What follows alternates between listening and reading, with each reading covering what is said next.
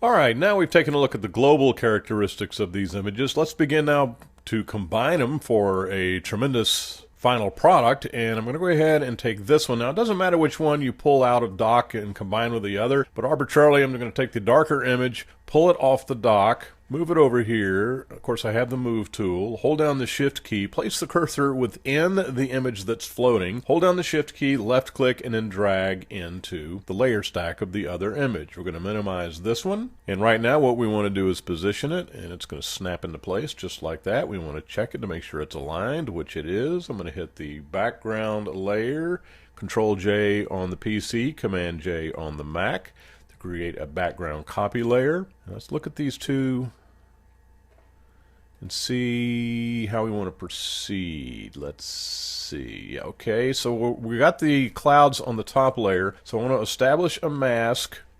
Come get the brush, increase the size of the brush by hitting the right bracket key. And my opacity is 100%. And I'm going to bring in the layer below, and it's not going to look...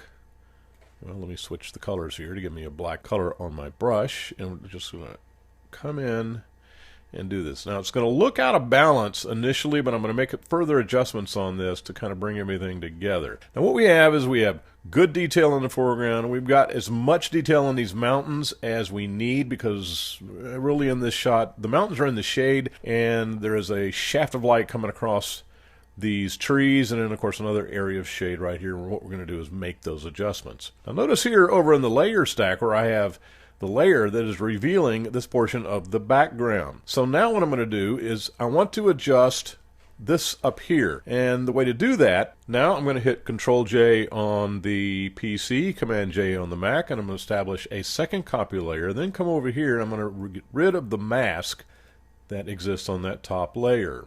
We're going to adjust only for the clouds. Don't worry about what anything else looks like. We're adjusting only for the clouds. So I'm going to go Image, Adjustments, Curves. I'm going to come way down like that. Now let's go over here to Image, Adjustments, and then the Shadows and Highlights. And I want to show more options. I'm going to take the shadows all the way down. Now, what I want to do is bring down these highlights, and notice that when I move that slider, all the detail that comes out of those clouds. I've moved the slider way up here, which means I'm really kind of only affecting the very brightest areas of the image, which is this area right here. Everything else is kind of being left alone. So I'm going to go ahead and just tweak this up just a little bit, about like that. And look at all the detail that's coming out.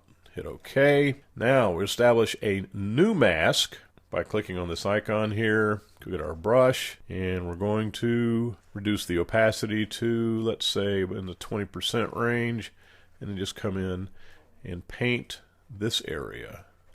Let me reduce the size of the brush by hitting the left bracket key.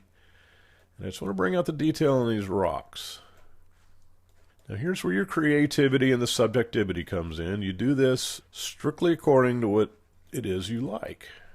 And I'm going over this kind of quickly. You would probably take more time and make sure that these little border areas here look better than they do right now. But I'm going through it quickly just to show you how to do it. And then you can go through with a fine-tooth comb and spend as much time as you want to. Now I want to come down to this area and reduce the opacity even more because I want a gradual blend here. I'm going to start at the top and just come down, and I'm going to reduce the opacity even more because I want an even more gradual revelation of that bottom layer. Okay, that's looking better.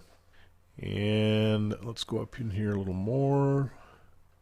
Just a couple of areas right there, and we're painting exactly like a painter would.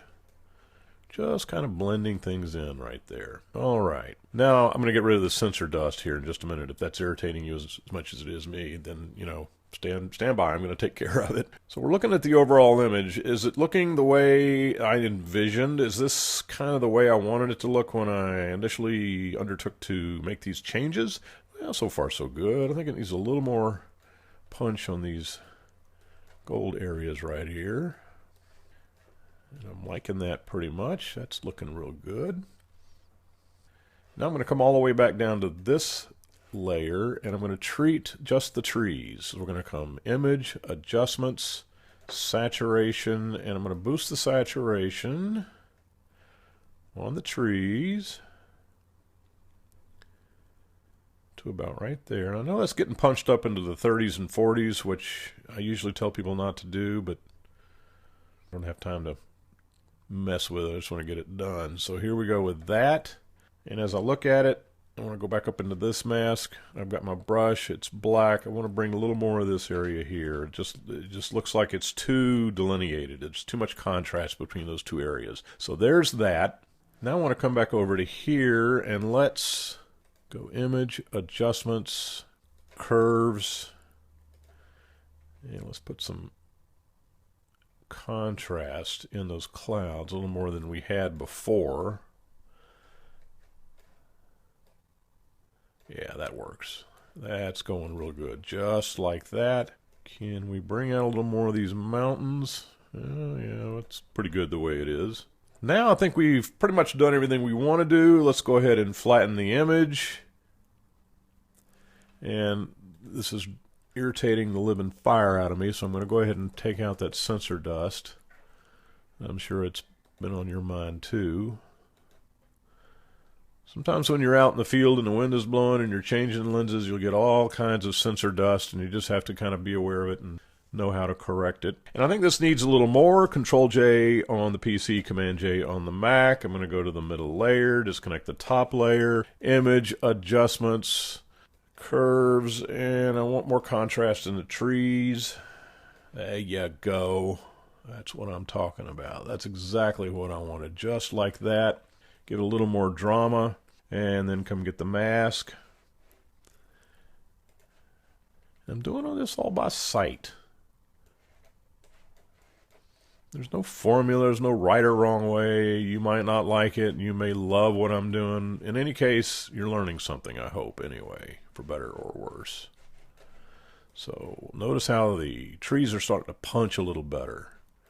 That's looking a lot better, I think, anyway.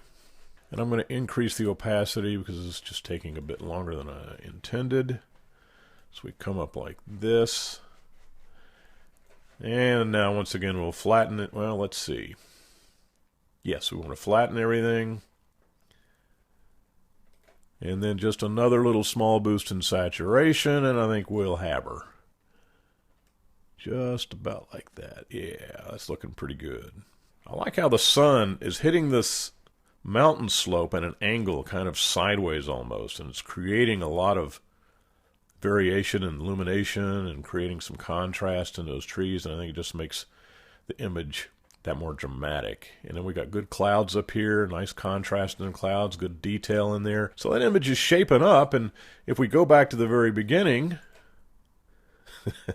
before and after, I think you can see that when you combine the best elements of several or two images into one, you end up with something that is really, really good and actually more resembling what the human eye was able to see when you stood in front of the scene. Now, coming up in the next movie, we're going to take a look at another image and just look at color adjustments.